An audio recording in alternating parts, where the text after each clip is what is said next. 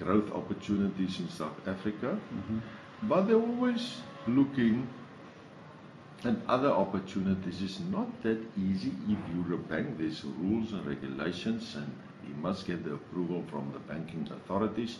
But there's opportunities in Africa, maybe even in the East, but there's still opportunities in South Africa. Right. Okay, so you've got Capitec Bank, you've built up PSG, this is now 2001, so obviously you went on a big expansion, and I know you've invested in other companies. One is the Pioneer Group. Okay, the where does Pioneer, that go back to? a Pioneer Group is interesting. We have seen the old co-ops, agri co-ops. In each and every little town, there's an agri co-op, and then they sort of changed from a co-op to a company. In the beginning, there's restrictions on the tradability, but on those companies, but interesting little companies, and then after a while, they open up for general investment. So we bought in various agri companies. Now, Pioneer, for instance, was held by those companies like Kaap Agri in Malmesbury, Moreesburg, Overberg and Caledon, right over South Africa. We start buying that is 7, 8, 10 years ago. Right. We had the view because Pioneer is a smart company. It's one of the 4 big food companies. We see food in Africa as important for the future. And maybe on that, we can see Pioneer playing a role in food in Africa, and we invested into food companies, one distribution of products in Botswana, and we started a farming operation in Zambia. While the weather in Zambia is fantastic, the government supports us, and water is no problem, big rainfall. And through our agri investments, we are a controlling shareholder in, or a big shareholder in Capespan, and they are well established, even with harbour development in Mozambique that's doing fantastic. So we see Africa as a growth opportunity in years to come. Is that in PSG as well? That's actually in ZR. So sometimes I'm talking between the two. Yeah, and you know, for let's say for instance, Curo. Yes. The education. Yeah, and the education. Education was always in my life important because that is the fundamental strength of a country. And we studied how, and we didn't know how to get involved in education, let's call it schools. And then in 2009 we came across Curo, and I said to Pete, go and sell them the dream. I wasn't available to go and do a transaction with them. Go and sell the dream that together we can do more. They couldn't, to build the school is about 50-60 million, and they just didn't have the funds, and we could help them raising the funds. Today we're sitting on 27 schools from 2009 to now, and with more than 20,000 kids at school, and there's numerous plans on currently that we're looking to grow that to 80 schools in 2022. So what is the future of Jannie Mouton? Because I see you've expanded into Africa, and it seems you mentioned the Pioneer Group, you mentioned Curo on the education side. Where is the next move? Because you mentioned also outside of Africa. Are you concerned about things in South Africa? In terms of what's happening at government level. It's in some businesses very tough to trade because of restrictions and red tape and getting businesses going, especially for smaller, and I'm referring more to entrepreneurial type businesses that want to get going. What do you think is going to drive our economy, and then in related to what you're doing? Because what can people pick up?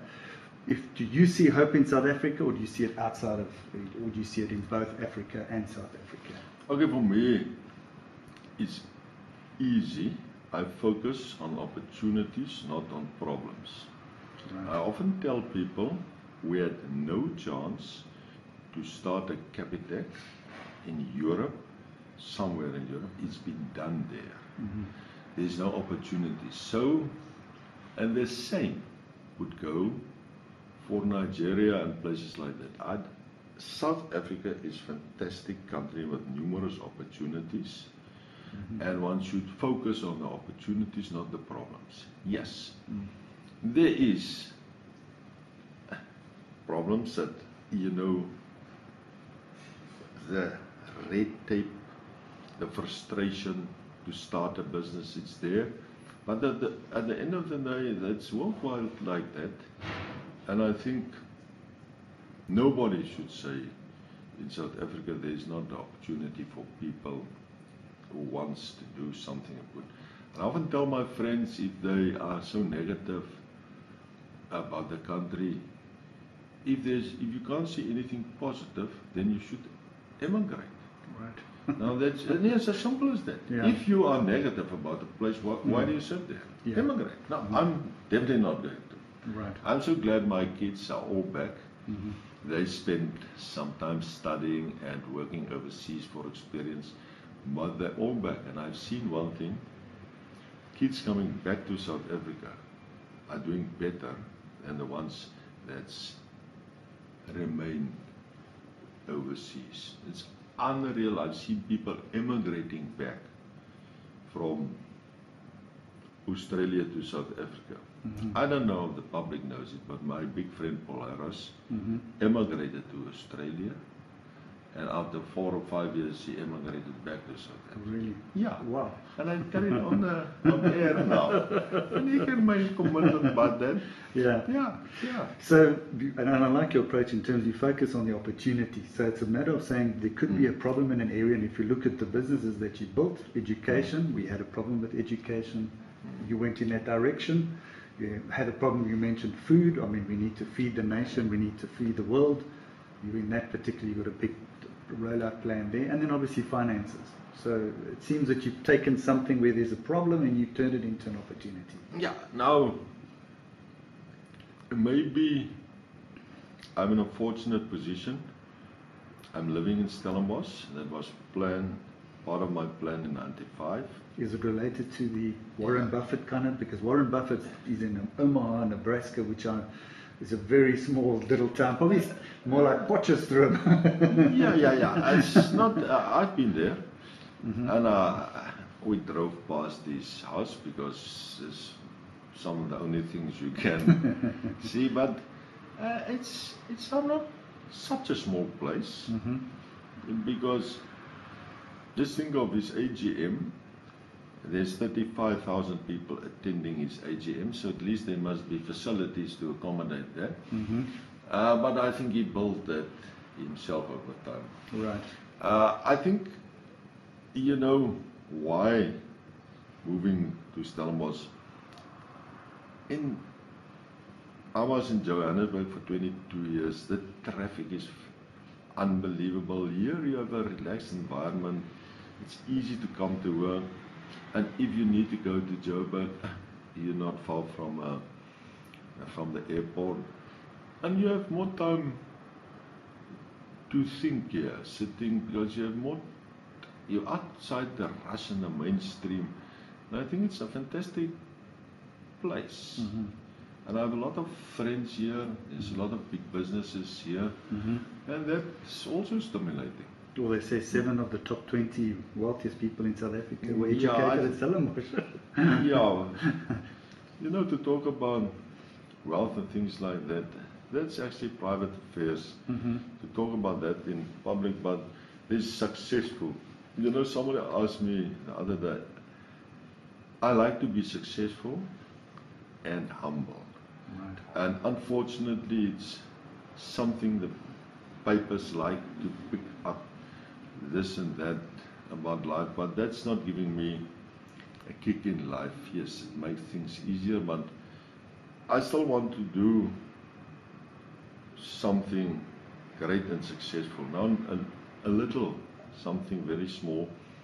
My daughter has a coffee shop with 3 black guys on Kailicha at the station. And she asked me 2 months ago, have I ever been in a township? Yes, I've driven there once with and she said I must come to their open day on a Saturday, and I was scared, where do I park my car? And it's unbelievable experience for me. And I think more and more of us should join and see. And I've been 2 weeks ago, Kuro has a school in Polokwane, 4,500 kids in a private school. It's an unbelievable experience.